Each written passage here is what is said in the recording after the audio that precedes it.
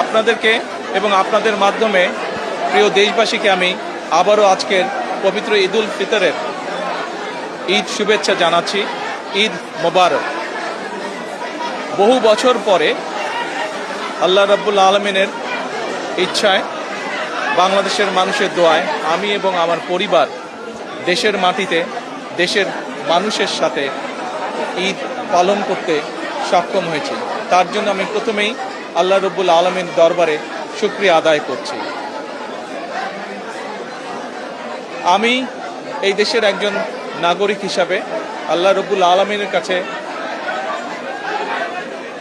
দোয়া করি যেন আল্লাহ আমাদেরকে সেই রহমত দেন, আজ এই ঈদে বাংলাদেশের মানুষ যতটা নির্বিঘ্নে বা যতটা শান্তিতে ঈদ উদযাপন করতে সক্ষম হয়েছে, ইনশাল্লাহ ভবিষ্যতের ঈদগুলোতে যেন আরও বেশি শান্তিপূর্ণভাবে আমরা ঈদ উদযাপন করতে সক্ষম হই, দেশের সকল শ্রেণী পেশার মানুষকে সাথে নিয়ে।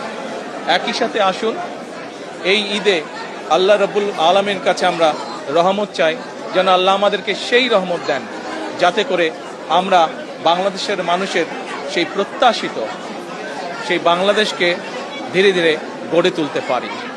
আজকের এই ঈদের দিনে দেশবাসীর কাছে আমি দোয়া চাই, একই সাথে দেশবাসীর কাছে আমি অনুরোধ জানাবো যে আপনাদের সহযোগিতা যদি থাকে, ইনশাল্লাহ আপনাদের এই নির্বাচিত সরকার দেশকে আপনাদের চাওয়া অনুযায়ী দেশ গঠনের কাজে সর্বোচ্চ শক্তি দিয়ে চেষ্টা চালিয়ে যাবে।